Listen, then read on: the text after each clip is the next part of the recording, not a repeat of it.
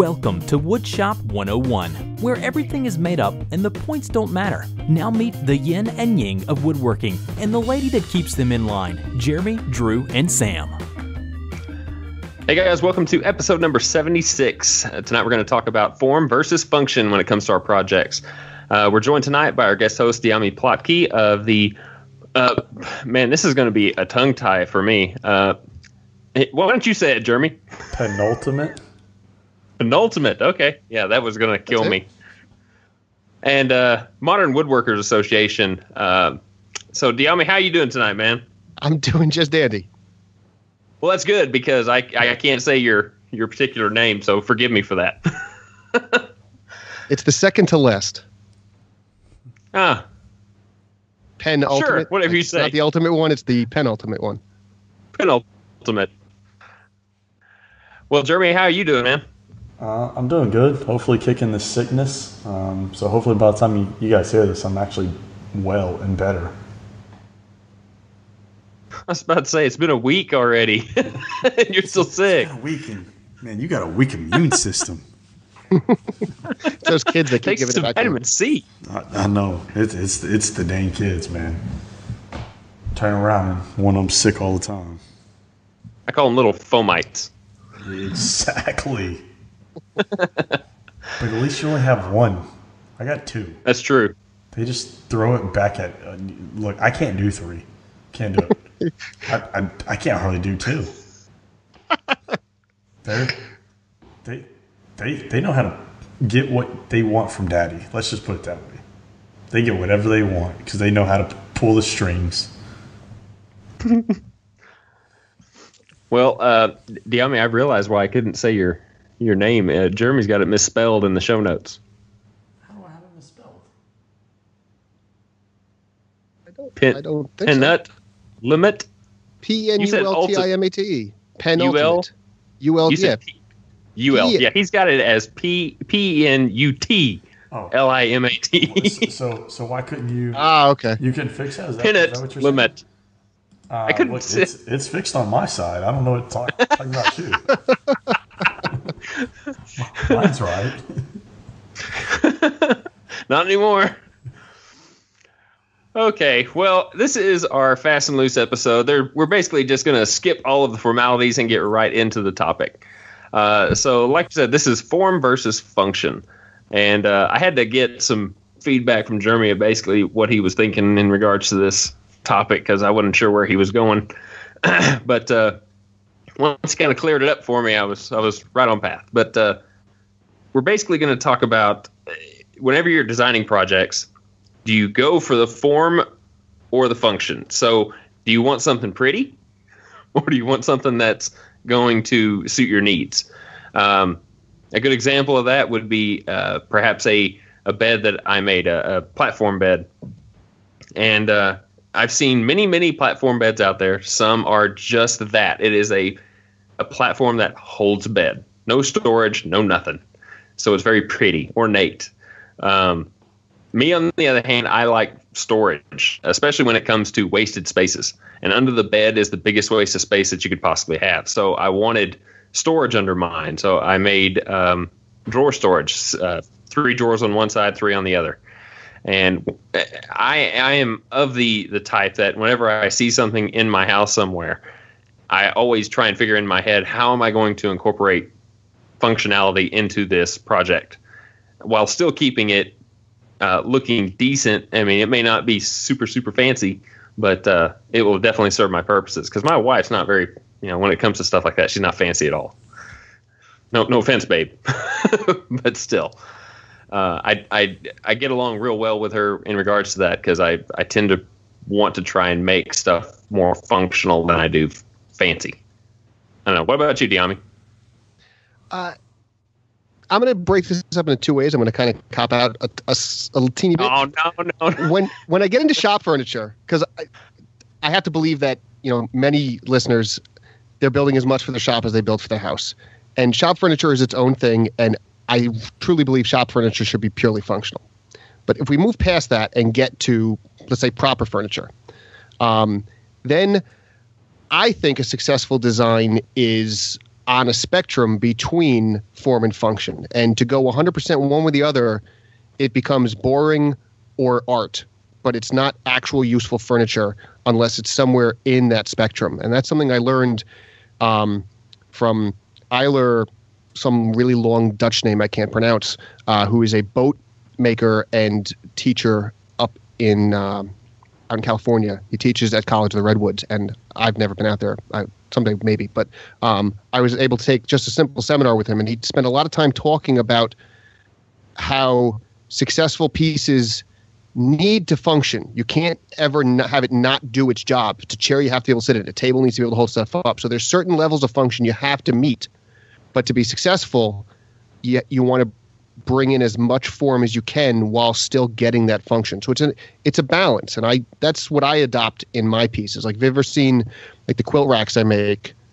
They're the most ornate quilt racks I've ever seen, but they all start with this simple function of holding 3 or 4 quilts. Quilt racks are easy because the function is easy to accomplish, and you have a lot of latitude in how you hold 3 or 4 quilts. Chairs are a lot harder because they have to deal with a lot of forces and be very strong while still looking good and be comfortable. So, at least personally, I think that there's a spectrum between form and function, and to be successful, you have to find the sweet spot on the spectrum between those two ends. Yeah, and I can see that. I think especially when it comes to things like like concealment furniture, if you're trying to hide certain things, making it look like it's not even there. Mm-hmm. But still appealing to the beauty of the furniture itself. Yeah. I mean, I'm kind of.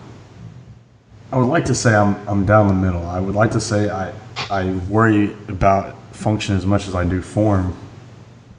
But for me, it goes very project based. And why I brought this up is because I have a bed to build. And I've been looking at it. It's a guest bed. Yes, there's a lot of wasted space. So the function of it there would be to make like a captain's bed. But then I go back to it's the guest bed. It's that the guest room gets opened maybe once a month to get cleaned, and then a few times a year somebody stays in there. So I go back to, well, maybe I'll do something that has more form or more design to it. Maybe that's not near, I want to say it's complicated to build, maybe not as time consuming to build, because I'm not worrying about the drawers and all that goes in with the captain's bed.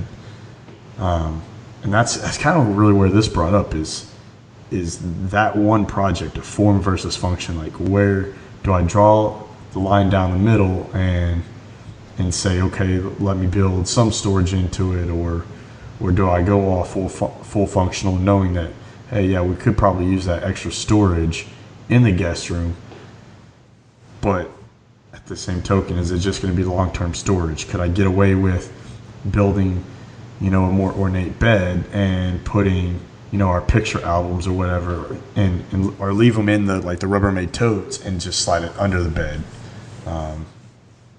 So I would say it's very project-based, and it kind of, I determine where that project's going and what the need is it going to suit.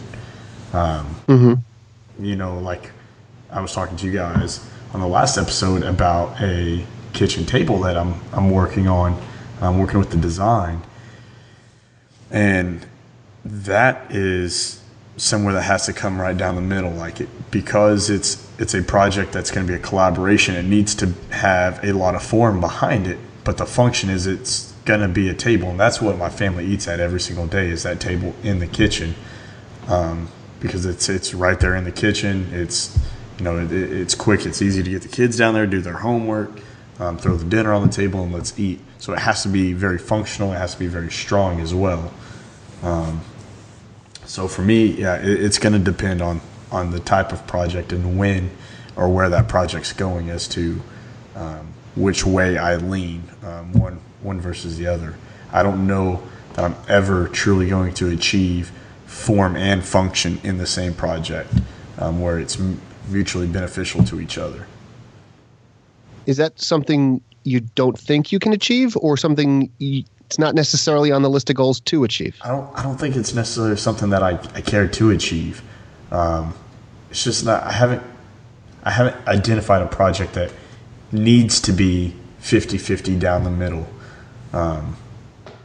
Could it be a challenge down the line to challenge myself to create a piece that's equally form versus equally function? Yeah, I think so. But it's just not where I'm at right now. It's not what suits me.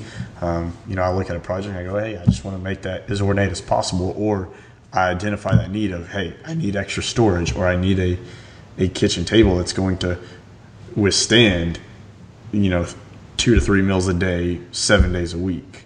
And with that, with kids, I think being able to withstand and have that function to withstand is pretty important, especially it needs to be a tank. Yeah, especially a 2-year-old that likes to tear up everything and run into everything. So that's why when my kids were older, I got tired of them tearing up everything. Yeah. Make them grow up, kick them out. Well, look, I'd kick her out now, but the moment I get mad at her, she turns around and goes, "I love you, Daddy." I'm like, oh, okay. I'm no longer mad. She's going to be able to do that for the rest of her life. I'm sure. My son does the same thing. He knows how to play it. So, well, just judging from the reactions or answers that we got from both of you guys and myself, it sounds like that woodworking, when it comes to form and function, whether it's one or the other or 50-50, it seems like that kind of evolves as your skill levels increase and your maybe your tastes change as well. Yeah, absolutely. Because, like you said, it's project based and it could be design based as well. I do think that there is like you said, like a fine line or like kind of like wouldn't say a broad spectrum, but there definitely is one of walking both sides of the road. Yeah, walking that yellow line right down the middle. Yeah, keep between the ditches. Yeah, there you go. No, I mean, I'm definitely curious as to what all you guys and gals think, and whether you do form versus function, or you try to accomplish both in every project. So definitely give us some kickback and let us know what you think. It's interesting to hear what other people, how they try to achieve their goals or try to accomplish a project. I am like Dyami though. When it comes to shop furniture, it's all about function. I mean, Yeah, how much storage can I cram into this one piece of furniture in the shop? Yeah, absolutely. Doesn't all your shop furniture match? Yes. His does. So I would say his is form and function. It's just color coordination is all. Mine matches in that none of it's painted. That's about it. Mine matches. I don't know. It's all mismatched. I thought about long and hard whether or not I was going to paint it, and then once I put that epoxy flooring in there, I was like, "Oh, that's like color inspiration right there." So yeah, I decided to go ahead and paint. The hardest part is having two containers of paint, one black and one blue, and then cleaning out the gun in between, each color. That's the most annoying part. Yeah. So You'll have to excuse my lack of sympathy on that. Yeah, exactly. I wasn't asking for pity, but still. How often do you do Well, on the paint, Yeah. I haven't. I mean, the black tin. I mean, it rarely gets hit because of where it's at. It's the basically the vertical portions of the cabinets. The blue sections, however, they're the parts that are like banding around the tabletops and stuff like that. They get a little bit more wear. Like my table saw it needs some touch up, but I just haven't done it. I think if I do it again, I'll probably coat it. Maybe with some kind of clear coat, maybe to protect the paint. I don't know. Well, I think it's shop furniture. It really doesn't need it. There you go. It doesn't need the paint. Maybe I'll just leave the top section just wood. Paint the side and leave the top. There you go. Normal wood. I think that would look good, but So, you got anything else that we need to add to that? That was a real quick topic. You know what? I think we need like a panel of 7 people. Let me just throw this out there for anybody who's listening: is build a piece that you think is as functional as it can be, and then take a power carver to it and see what form you can get. Oh, yeah, that'd be fun. No dust collection. Oh, ow. That's what driveways are for. You have your wife out there with the hose next to you. She's out there with the leaf blower. Yeah. Yeah. All right. Well, that was pretty fun. I always enjoy these little fast and loose episodes. So, Dyami, again, I know this feels like you just did this 15 minutes ago, but I can barely remember what I did yesterday. I cannot remember what I did last week. Well, if you wouldn't mind giving the listeners your contact information so they can ask you some questions if they have any. I'd be happy to. Listeners can find me on Twitter at Dyami Plotke, DYAMI You can find me at modernwoodworkersassociation.com. If this didn't fill up your entire commute, you could always check out the Modern Woodworkers Association podcast. We're on all the different podcast places. And you can hit me up on Instagram. I am Penultimate Woodshop. Penultimate, not Penultimate. Well, you just couldn't read. Jeremy. You just couldn't read.